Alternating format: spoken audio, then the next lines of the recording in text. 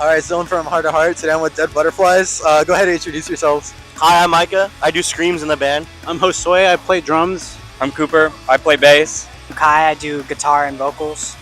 I'm Stella. I do trombone and vocals. I'm Johnny. I do guitar.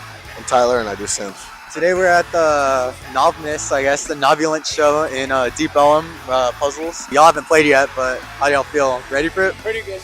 It's been a long morning, but I'm really excited just to just to fucking play. Yeah, this is the last show of Dallas this year, right? But yeah, it's our last show in like North Texas this year. Yeah, exactly. Hell yeah. Okay, first question. I know y'all guys have been at it for a while. How long have y'all guys known each other for, and how did forming Dead Butterflies come about? So, That's a random question. for example, Micah, Tyler, and Johnny, I've known these dudes since middle school. These three dudes play trumpet. That's how Really? I know these dudes. Oh, We're all shit. band kids. But over time, we just started like bands and stuff. Yeah, And like around maybe our senior year, Dead Butterflies became more of like an established project. that's cool, yeah. And we just ended up with our members Kai, Cooper, and Stella. Stella we met through the internet. I joined the Discord server, and then we were talking about marching band, and then I found out that they like live in North Texas, and I was like, oh, that's cool. And then one time I asked Micah to like help me record guitar shit, and then Micah was like, Loki, you want to join the band? And I was like, fuck it, yeah. So basically, I have this other project called Cliffmore. We played a show with Dead Butterflies, like early stages of Dead Butterflies. Like Cooper wasn't even in yet, and I think it was Stella's first show with DB. I was pretty amazed. Like at the time, I was like, damn, like these dudes are cool as hell. So Micah asked me to play guitar for a little West Coast tour. I just ended up staying. I was just like temporary, but I don't even know, bro. I met DB at the same show that Kai did. In my old band, we also played a couple of shows with DB, and I got pretty close with them. I think that like what solidified our friendship was we had a little like party at my apartment. The curry. It was We great. had like the best curry I've ever had in my life that night. They just asked me to fill in for bass because they fucked with me, and then they were like, yo, you just want to play it permanently? And I was like, of course I do. And that was pretty recently. That was like a few months ago. And I guess on the formation of Dead Butterflies, it was just me for a year making buns. It went from a 1-piece to a 2-piece to a 4-piece to a 5-piece to a 6-piece to a 5-piece to a 7-piece. Yeah. There's been a 6-7 joke in every interview so far, by the way. So, I'll use that as a segue. So there's 7 of y'all in the band. Holy shit. All right, yeah. I used to be in a band with 6 members, so I know kind of like the troubles that it could be with a lot of people. So what are some of like the biggest challenges that y'all say are for the band with a lot of people, and how do y'all deal with it? Well, one thing before anything else, this guy lives in a different state, and we're playing shows like all the time. So Fuck.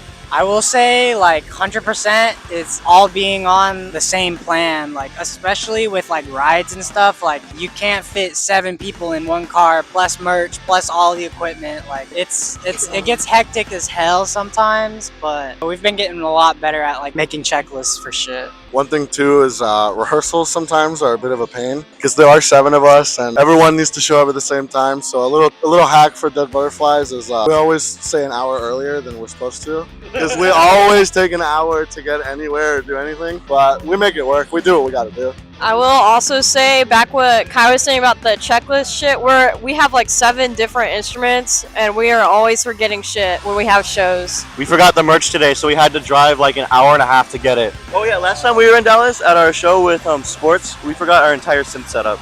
Really? And we're so close together that we're kind of always together, you know? Yeah. Because it's kind of like, especially like Cooper, he drives like 3.5 Shit. hours from OKC anytime we see this dude in person. Damn. So it's like, he might like leave his gear in my house, and now I have to kind of worry about it. Yeah. So we were looking for one of our PAs, and we realized that it managed to cross state lines without any of us realizing. So that was great. It got left in Cooper's car. So it's Damn. also like a big thing that makes it what we call it like a logistical nightmare. Yeah. Because like you have to get like 7 bodies present for like any show, any rehearsal, and just the mixing and tangling of equipment. Because there's a lot of equipment I that goes imagine, into this yeah. band. Yeah, because y'all are loaded with different instruments too. Yeah, so it's 7 like, different yeah. instruments. Tyler has a crazy setup going where it's like if he forgets one cable, it's like It's all what's even the fucked, point? Yeah. We were using like some really old Yamaha keyboard and then we're like, we want better sound. So we got a laptop and we got a synth stand. So I think I have like 7 or 8 moving pieces for one instrument. So if I forget like a chord, or like I did last time in Dallas, if I forget the keyboard, it's a bit of a scramble because you kind of need everything to make it work. What's the process for writing music like? As of recently, we got a new EP we're working on. I feel like we're really solidifying our writing process. There was a point in time where it was like Micah cooking up demos and we follow along.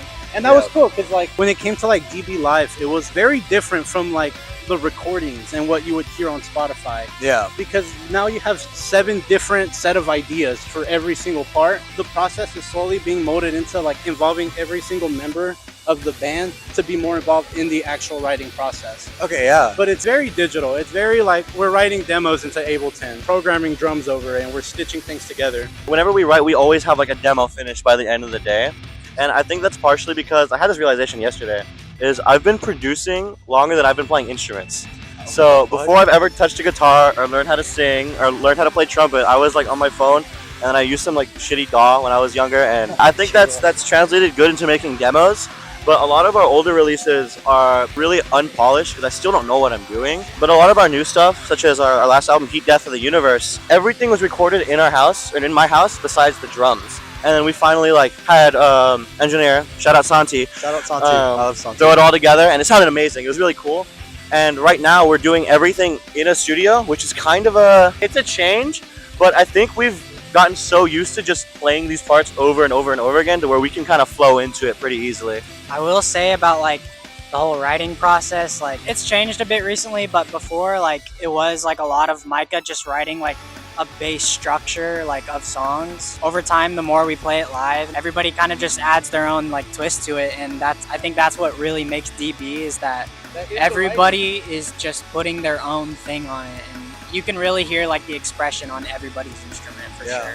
I think definitely like kind of what Jose was talking about, comparing our older recordings to live sessions. This is probably like our first time like writing music where everyone is very solidified in the band. Like when I joined, they were like in the process of writing Heat Death, which is why there's not like a lot of me on it. I was more of a live aspect. But now it's like, okay, everyone has a like very unique part in the band. We have a song, I don't know if it's going to be a single or not, but it's called Thorns. But I like to call it, in my own head, Stella's song, because half the time she's just like singing. She's the main instrument. Another fun part about Dead Butterflies is I think all but 2 of us have vocals on our next release. There's a few parts where we're all singing and there's like 12 stack vocal harmonies and shit, and it's like, dude, engineers hate us, bro. Also, something that has kind of changed too is since there's so many of us, kind of everything is up for grabs. We try not to stray away too much from different ideas. We kind of just throw anything in the mix and see if it works, and if it doesn't work, then we get rid of it. But we never really pick and choose genres. If something sounds good, then we keep it, and I think that's a really nice part of our writing session. My biggest thing for writing for Dead Butterflies is don't try to sound like anybody else, because with this many people, we can't sound like anybody else. There's really nothing we can do besides just pour in our personalities and us as people, and I think that's why we have the sound that we have. So don't ask us what genre we are. So on the latest record, Heat Death of the Universe, there was a lot of themes of like passion and like reminiscence within the lyrics. Do y'all tend to focus on like personal expression, or is it like more story-based, conceptual overall? With Heat Death of the Universe, that was kind of my straying away from the old DB lyrical style, because I wrote all the lyrics for that release, and a lot of that lyrical style is very direct and kind of just like talking about girls and stuff when I was 16, some really stupid shit. But with Heat Death of the Universe, I really wanted to have a theming of like recovery and growth, because a lot of my lyrics, at least writing, had a lot of self-indulgence of like suffering. And I found that to the point where I didn't think it matched me as a person anymore. And I'm very, very, very passionate about leaving things up to interpretation. But with Heat Death, I don't even think my band members know this. It has a story, a very, very, very loose story if you listen to it backwards. Starting from Embers to Ramona's theme, there's a very, very, very loose story. No, Embers is a B-side. Embers is a song that so I kind of keep this stuff a little close to my chest because I feel like that's where all the best things stay. Something that I've noticed too, like with more of a listener's perspective, because like I said, I was listening to this band like before I joined it. I will say like once Heat Death came around, you could really tell the difference in like writing with lyrics. A lot of the stuff back then kind of seemed like really direct and like with personal experiences, but in like all the new stuff that we've been writing, the lyrics really catch more of like the feeling you're getting from a certain situation instead of the certain situation. I think that just helps a lot with like leveling with someone as a listener. I know the first thing I did when I joined DB officially, in my bones, Maiko basically told me to like freestyle on it, and I just wrote about like a personal experience. So that was it for me. A while back, we saw a live show performed by Dirty Bubble. Yeah, I don't know if y'all know Dirty Bubble or not, but is there a chance that the Dirty Bubble may return for another set? I don't know who that is. All I know is their vocalist is very sexy. Oh, really? I heard that too. Yeah, that's all I know. But And their drummer's also pretty chopped. and yeah, I don't know who that is. Never heard of him. Okay, well, sorry for asking that. Yeah. These next questions are a little more laid back. What's your favorite venue to play at in DFW? Rubber.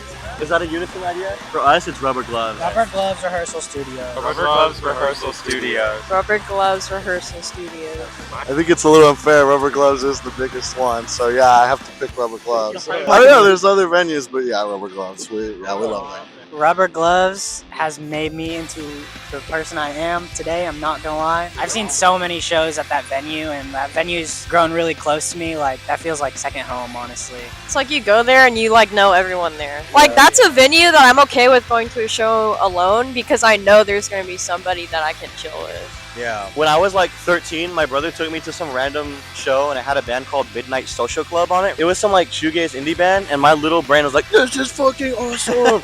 And then when I found out that the Dead Butterflies first show with Ginger Bee, Godfuck, As the Grass Withers, the Flowers Fade, Strawberry Hospital on August 11th, 2024. When I found out that was on like the main stage of Rubber Gloves, I felt like a full circle moment. And then playing on there and seeing like the perspective to the crowd, I was like, this is low-key what I want to do. I think second up for me is probably Ferris Wheelers. The place is pretty dope. I think Ferris Wheelers. We've definitely like been playing new spots Yeah. as of very recently because we played Gloves a lot for a minute. I mean, because awesome place to book. Yeah. And it's like Stella was saying, you always know someone there, including the staff. Shout out Scott. Shout out Scott. It's not even just about the people you will see there. It's the people that work there and just Yeah. keep that place It's like a whole community, yeah. It's so sick, yeah. So it was just Thanksgiving season. What are the things that y'all are thankful for? I'm thankful for DB and food. Yeah. I'm thankful for being able to spend so much time with my friends, and I don't know, I'm thankful to do what I love. I'm thankful for tour. Hello. I'm also thankful for the people who support us, like just now. I'm thankful for my friends, my family, and oh shit, my bad. I'm thankful for dropping out of college.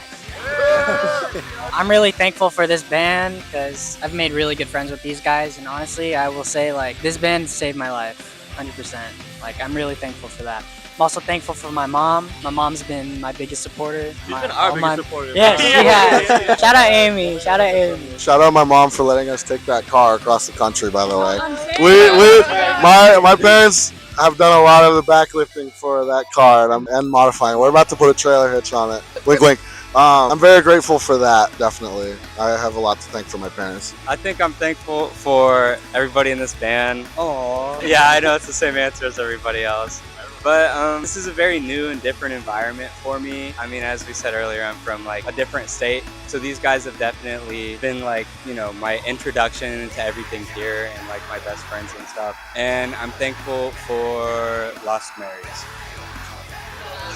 My two biggest things is I just kind of had to be the front man because I'm the one that wrote like the self-titled EP.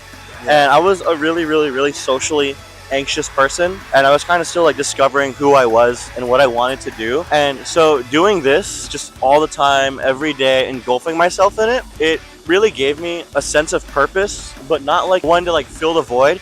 It genuinely felt like this is something that I want to do, and I couldn't be happier to be able to do it with the people I'm closest to, the people I've been closest to, and the people I will remain closest to, because everybody in this ensemble is just like, they're forever the besties. And another thing on top of that is we just graduated high school. I went into college for like a month. He went for 2 days. 2 days. We did a summer tour, and we really didn't know where it was gonna go. We were entering a transitional period in our lives, and for the longest time, I really was scared because I kind of want to just keep on doing TV because it helped me like hide away from the fact that like, oh shit, my life's about to 180 on itself. Serious, Yeah, I'm about to get serious. And the fact that this has been able to keep myself going and keep all of us going, it really feels like I'm just not alone in this. And I don't think any of us are alone in this. When I first joined DB, I was in a very weird state in life. Ever since then, I've taken my musicianship more seriously. Like, for example, drums. Like, dude, I'm a way better drummer than when I started this band. Like, I was shit at drums. But I had been playing drums for so long. I started playing drums when I was like 11, 12 years old. So, but it's because I had this really big point in my life where, especially throughout my high school career, because that's kind of like when I stopped playing music because I've had my other stuff going on. And I feel like DB, again, gave me that sense of purpose to kind of divert myself from other things that might not be so ideal for myself. Yeah. So I think I'm very thankful to be a pretty recovered person, you know. I'm thankful for, you know, a band to jam with. I'm thankful to be out here playing shows.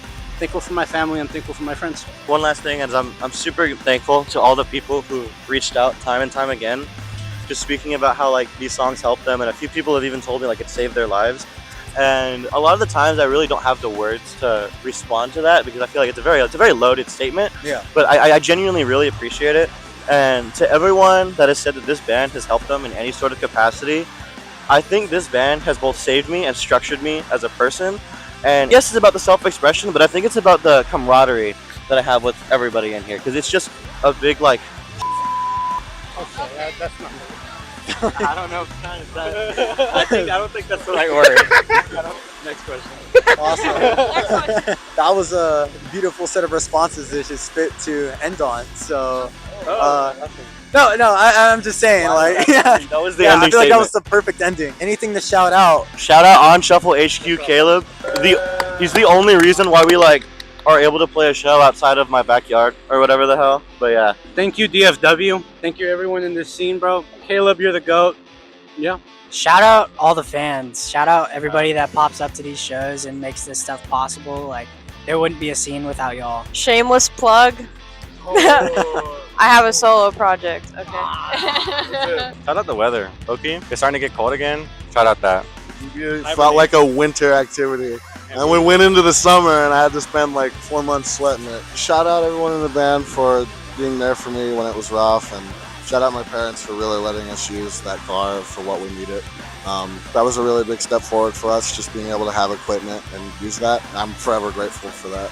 2 last things. Number 1, I get a lot of people telling me like they don't know how to start making music or they don't know a guitar. I didn't know how to scream. I blew up my voice. I thought I was gonna have permanent vocal damage. I didn't know how to play guitar. That's why I have open tunings. All I knew is I had feelings to feel and express. So that's what I did. Go out there and do it. And the last thing is shout out, yeah.